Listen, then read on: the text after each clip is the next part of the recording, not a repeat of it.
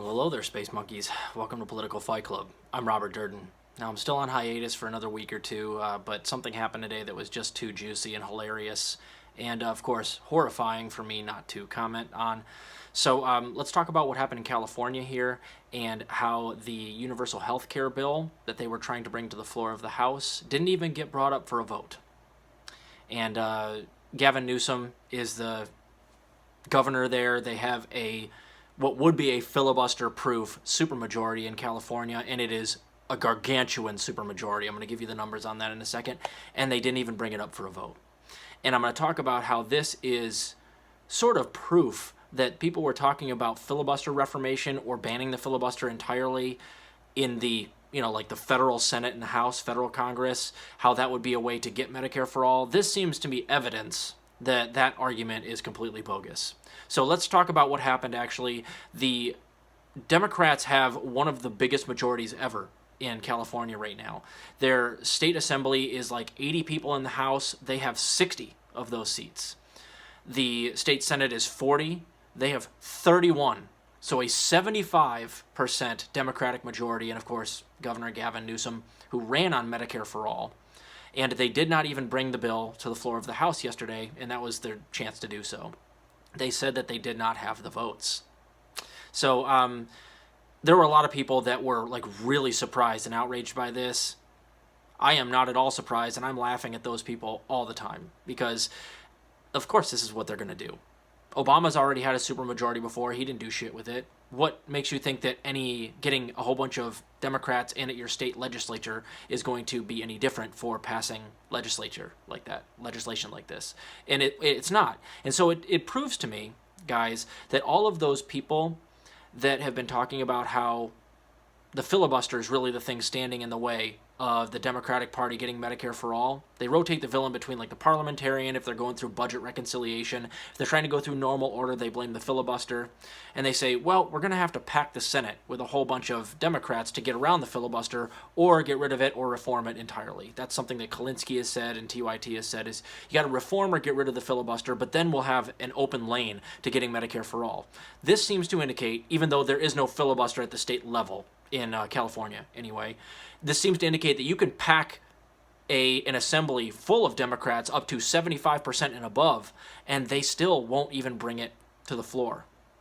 And that's exactly what happened, and I laughed all the way to the bank, and I'm guessing that a lot of those channels, even though I'm not really watching them right now, and I probably won't in the future, methinks they'll probably come out and either they'll say, well, we still need to pack these Democratic or pack these state assemblies and the federal assembly with more progressive Democrats, which is a fool's errand. I don't think any more Justice Democrats are ever going to get in there, and even the Justice Democrats we have in there are acting and talking exactly like the centrist Democrats at this point.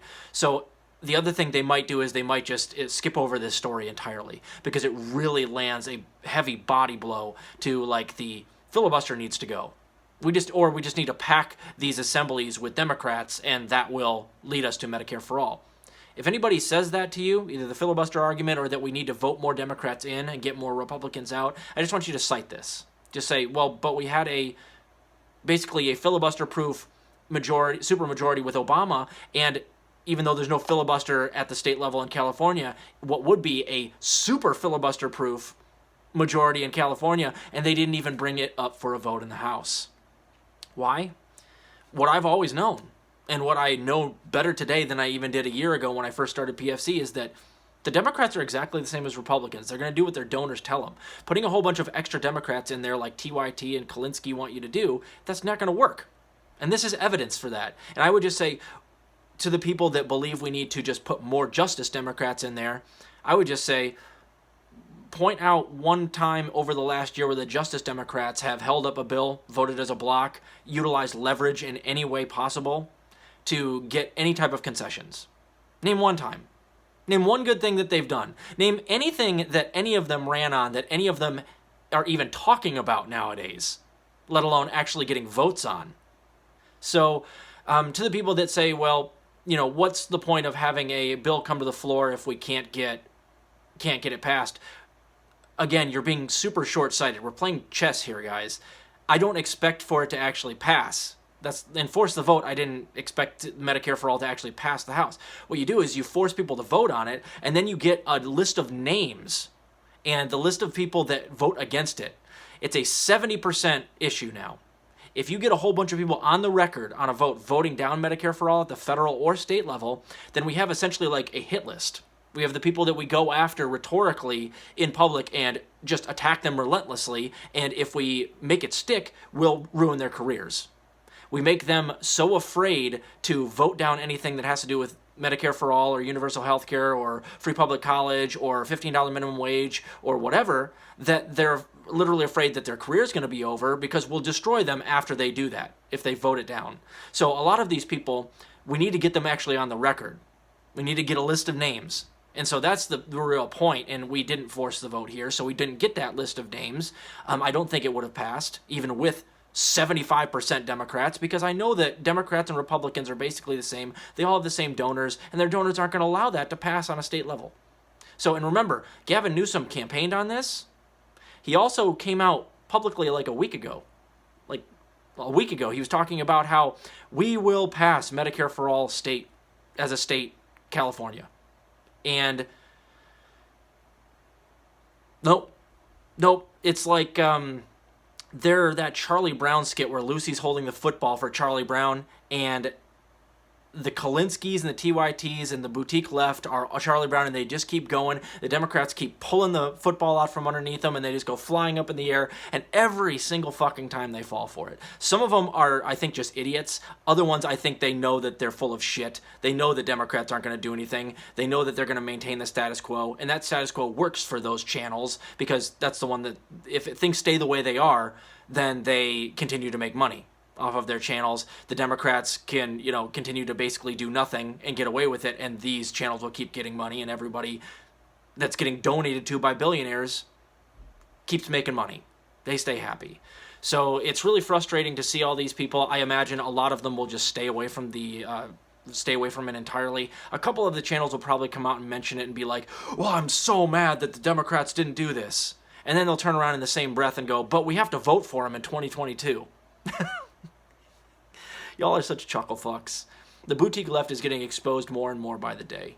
And that's why this makes me happy. Not because it's devastating for the people, because it absolutely is. But when I see the Democratic Party continually fail and devastate the people, it just makes me more right.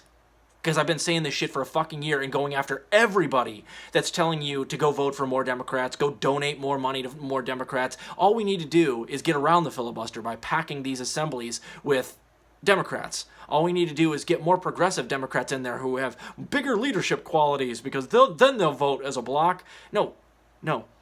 The road through the Democratic Party leads to a graveyard. And literally, right now, the Democratic Party in California could pass something that would keep a lot of citizens from going to a graveyard, literally. And they're not going to do it, even though it's 3/4 Democratic. 3/4. So this is just, in a microcosm, it's exactly what you get for voting for the Democratic Party and donating to the Democratic Party, and it's exactly what you would get even if we had a filibuster-proof Senate at a federal level. So let's just say in some fantasy land, the Democrats were actually able to get 60-40 in the Senate. They still would figure out a way to block Medicare for All.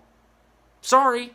And that's never going to happen either. Like, the Democrats are so anemic right now, it's much more likely that Republicans get a 60-40 advantage and have a filibuster-proof majority in the Senate than it is the Democrats. So these people that are trying to tell you, vote harder, vote blue no matter who, give your money to the Democrats, we'll just get more Democrats in there, and then the filibuster won't be an issue, they're full of shit.